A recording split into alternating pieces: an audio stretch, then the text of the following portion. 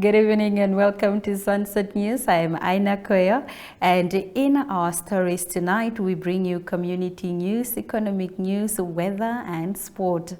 In the news tonight, the Minister of Agriculture, Water and Land Reform, Karl Schleitwein, said that more infrastructure development should be set up in rural areas within the agricultural sector to attract young people into the sector. He highlighted that there is a perception that farm or rural life is less interesting. The best attraction to agriculture is profitability. He was speaking at the official opening of the Aminus Agricultural and Industrial Show. Have a look. Well, let me be careful. Now, I think the attitude outside there is that rural village life is boring, it's not sexy. We want to go in the towns where there are lights and sounds and music. That's where we want to live. Part of the infrastructure development that brings about prosperity through agriculture must be and making it more sexy to be in agriculture. We must make it attractive. And I think the best attraction to become active in agriculture is profitability. If you make good money in agriculture, over weekends you can go to your towns and have your sound and lights. But during the week, you have a peaceful, very healthy life in agriculture. So we must work on the fact that agriculture is, in fact, a nice way to make a good livelihood. It is not secondary to any other livelihood. Yeah, let's clap for that. Moving over to our next story, Vice President Netumbo Nandi Ndaitwah delivered a keynote address at the official inauguration of a boundary perimeter wall at the Festus Goteb Primary School in Swakopmund. This video is courtesy of Precious Ngitaunapo. Director of Ceremonies, the Director of Education, the Principal, I must at the onset thank the Escalate Investment who has invited me to this event and who are the main sponsor for the projects that we are seeing its finalization today. Of course, the Escalate Investment has become well known in the education sector as they truly became the friends of education. The construction of the solid boundary walls for the school comes with a sense of security, and this means that the school community shall now enjoy a better protection, and this is indeed a commendable initiative by Escalate Investment. Swakopmund has been devastated when somebody got missed. And now when you have a school which is not well protected, you never know what happened to your learners. Moving over to our next story, the Mayor of Okahanja, Beatrice Katungodo, together with the Okahanja Constituency Councillor Bethanuel Chayavanja and the entire Council of Okahanja Municipality officially opened the gates of the new Okahanja Fire Station. The opening ceremony took place at the Ekunde property next to the Shell Truckport service station. This significant development, which came at a 7.5 million Namibian dollars, mark a crucial enhancement in the town's emergency response infrastructure. So we are officially opening the gates of the groundbreaking. Yeah. The work is going to start now. Work is going to start now. And you can see Okahanja, this one, the work is already starting. It's not groundbreaking that normally been done and then people go for The 4 months, yeah? This is the work that is actually starting.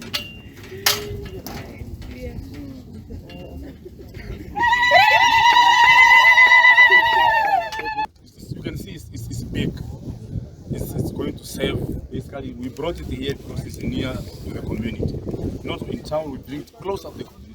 Any fire being reported, within 5 minutes, people are already there. Harold Hatch, the chairperson of the German-speaking Namibians, encouraged the vice president and SWAPO presidential candidate Netumbo Nandi-Ndaitwah to get the right squad behind her. We cannot and do not want to change the contrast in our scenic beauty, but we want and must change the contrast in the rankings that matter in Namibia, finally achieving economic independence after gaining our political independence in 1990. We need to start that journey of economic transformation now. To quote Your Excellency, Madame Netumbo Nandi-Ndaitwah, we need to change our mindset. And we encourage you, should you become elected as Namibia's first female president, to pick the right squad for your team.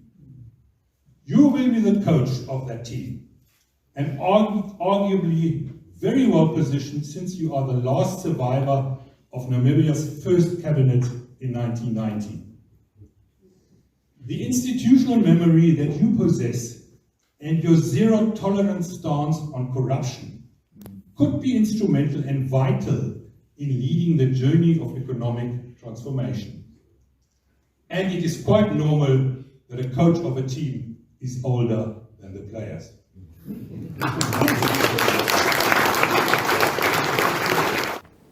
After the break, we return with our story of the day, where we take our conversation to Erongo region.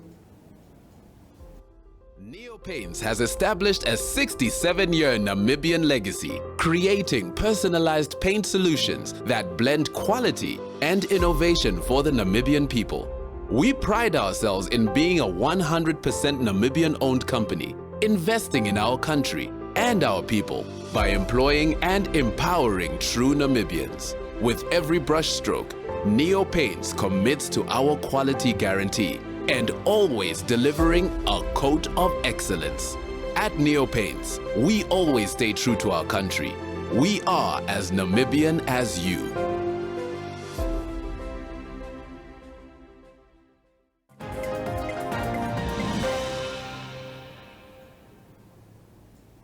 In our Story of the Day segment tonight, Erongo Governor Neville Andre expressed his disappointment in the attendance of the first regional public participation meeting, which took place in Swakopmund earlier today, concerning the Road Authority's revision of Roads Master Plan for Ojonjo Dupa, Omaheke, Kunene, and Erongo regions. I see only one mayor. Where are the other mayors? Or even not even mayors, but staff members of the municipality, or those that are responsible for road in their specific towns. We are always complaining that, of course, national roads are good, but the roads in the towns are not good.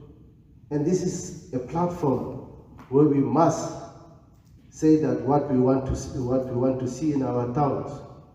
So I think, although we have planned for this meeting, a very important meeting, but I want to urge that after today, the Road Authority also arrange an engagement with communities. Go to the communities and sit down and plan, because we cannot leave them out. Go to, I know of Oshadingwe community who are always complaining about the road between Karibeb and Oshadingwe itself. The people in Walvis Bay, we have bad roads, they want answers. We need really to take such topics very important, because these topics are about life and bread and life of our people. So I just want to share that disappointment.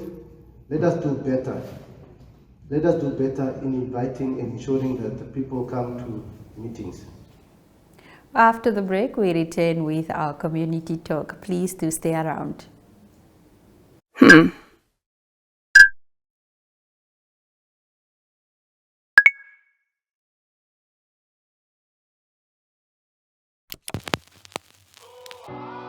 eTicket, your online ticket solution for events and event marketing, bringing you ease of mind and making sure that your event gets out there.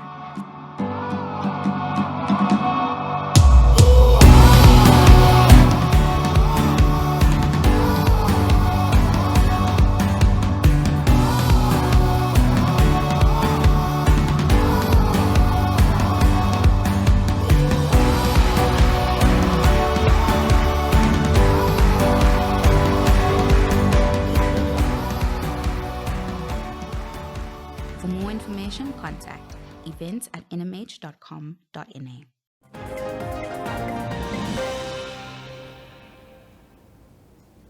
In our community news tonight, a group led by Tangi Mike Chilongo convened at Rochas Hotel in Oshakati to lobby for the removal of Ukwambi Traditional Authority Chief Tatekulu Herman Ndilimani ya Ipumbu. The group, which is fighting to dethrone Ipumbu, but could not hold the press conference as the police interrupted the proceedings, says Ipumbu is not from the royal family. Contacted for comment, Chief Ipumbu said his removal was news to him and invited Namibian Sun to his press conference. Have a look. That is spearheading or advocating for the designation of the Chief of Ukwambi. According to the Traditional Authority Act, Section 4, subsection 1A, the chief, either the chief or the head of Traditional Authority of Ukwambi must be part and parcel of the royal family.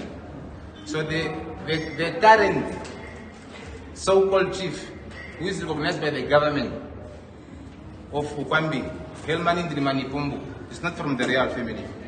So we came here today to host a press conference about the designation of our chief, because we don't have a chief, and we even don't know when he was recognized by the government.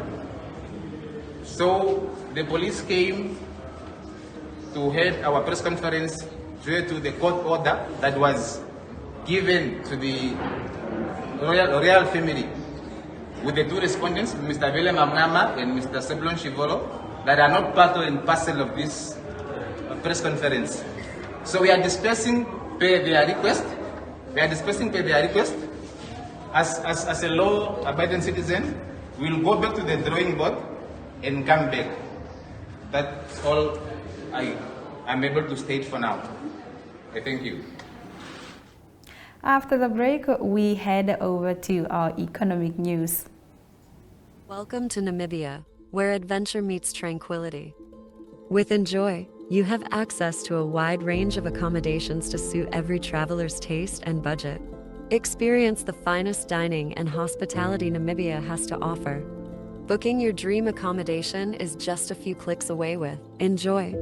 Join thousands of happy travelers who have trusted Enjoy for their Namibian getaway. Your gateway to unforgettable Namibian adventures.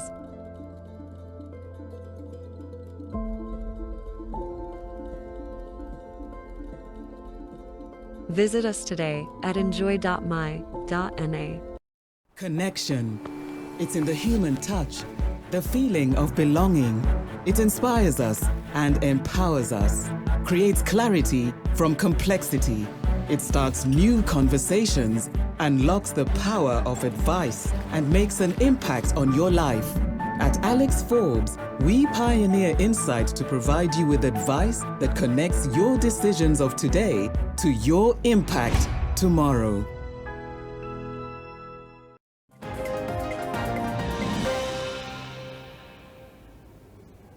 In economic news tonight, Brazilian ambassador to Namibia, Vivian Lawson Martin, says the trade volumes between Namibia and that country, which is Brazil, are too low, and that much could be done to bolster trade between both the countries. Ohone Klage reports.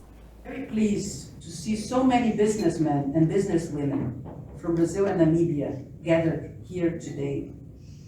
This trade mission, which is organized by the Brazilian Embassy, the Brazilian Agency for Trade and Investment Promotion, and the Department for the Promotion of Trade, Investment and Agriculture of the Brazilian Ministry of Foreign Affairs, is long overdue. Why? Because borrowing from a statement made by late President Hage Geingob, Brazil and Namibia are neighbors across the Atlantic. And as neighbors, we ought to reach out to each other if we are willing to seize the many opportunities for trade, investment, and cooperation that exist but are, to a large extent, still unknown. Our bilateral trade remains very low and little diversified. Last year, it amounted to $19.5 million, with Brazilian exports directly to Namibia accounting for $12.7 million, and Namibian exports to Brazil, $3.5 million. It is very little indeed. All right, let's head over to our economic indicators.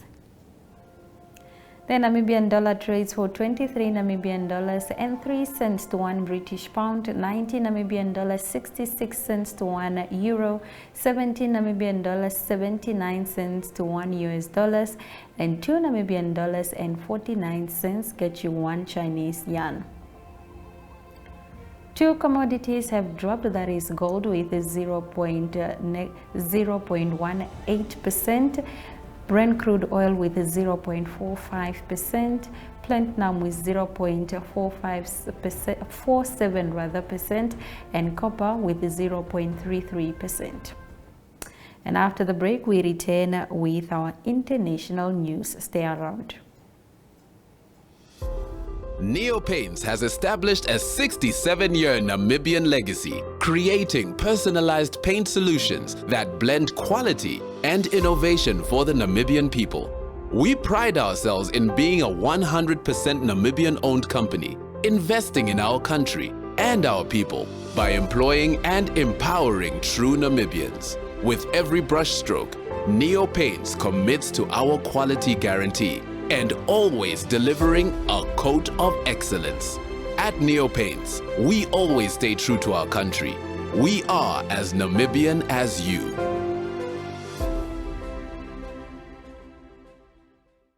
Connection.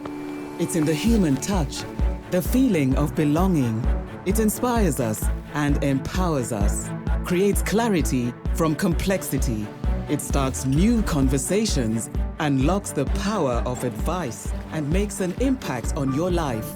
At Alex Forbes, we pioneer insight to provide you with advice that connects your decisions of today to your impact tomorrow.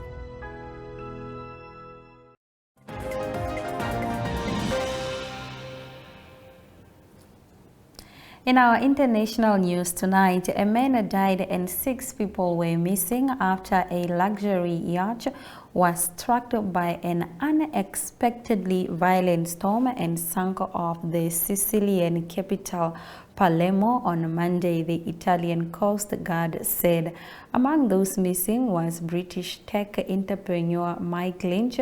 A person familiar with the rescue operation said the 56-meter-long sailboat was identified as British registered Bison and sank with 22 people on board shortly before sunrise, the Coast Guard said in a statement.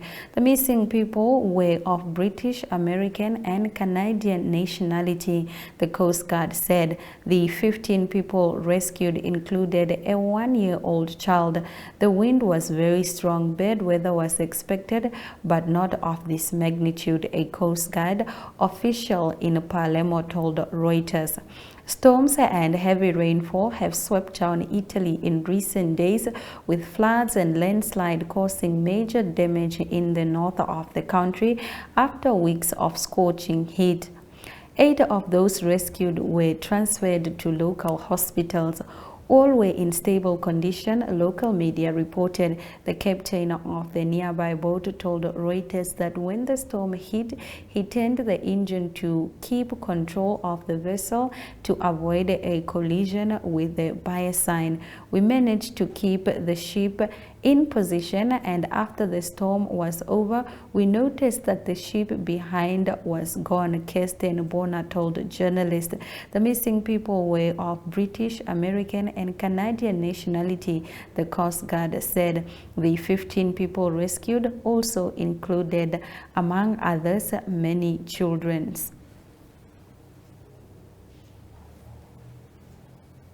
And after the break, we will shortly be bringing you the weather.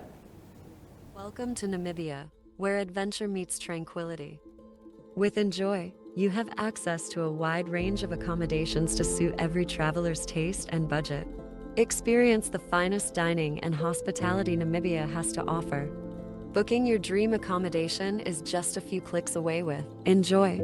Join thousands of happy travelers who have trusted Enjoy for their Namibian getaway. Your gateway to unforgettable Namibian adventures.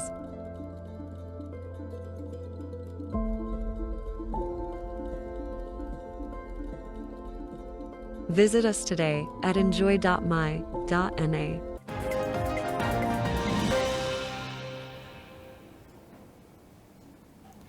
Here are the weather predictions as expected tomorrow. Katima Mulilo, minimum 12 degrees. That also includes Rundu, Enana, Oshakati. Rakana can expect a minimum of 14 degrees, while Omaruru as well as Ventu can expect a minimum of 13 degrees. Hentis Bay can expect a minimum of 13 degrees as well as Rehoboth, while Falfish Bay and Ludred as well as Aranas can expect a minimum of 14 degrees, while Cape Manshop can expect a maximum of 33 degrees as well as Marienthal at 32 degrees, Adams Fleay also 33 degrees. After the break, we return with our sports package. Please stay around.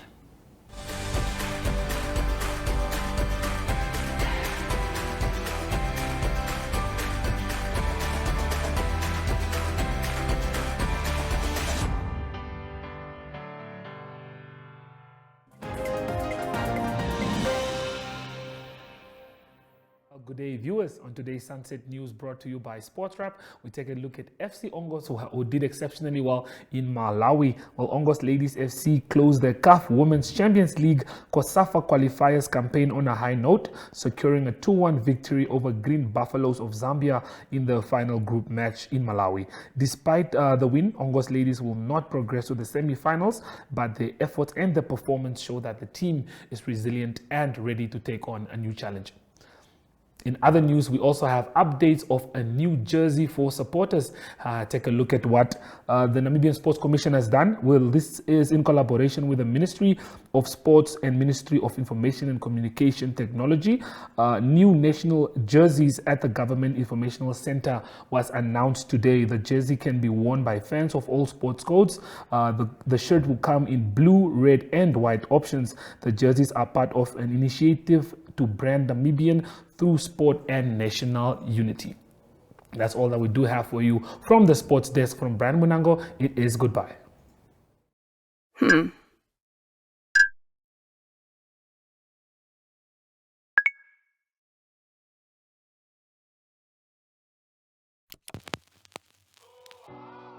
eTicket, your online ticket solution for events and event marketing, bringing you ease of mind and making sure that your event gets out there.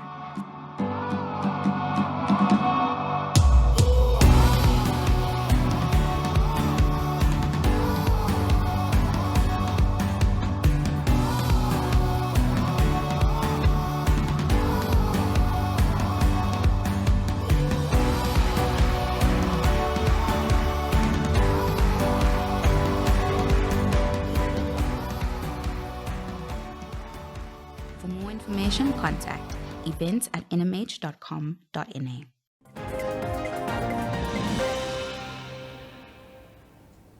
And with that, we've come to the end of tonight's edition of Sunset News. We will see you tomorrow, same time, same place. Good night.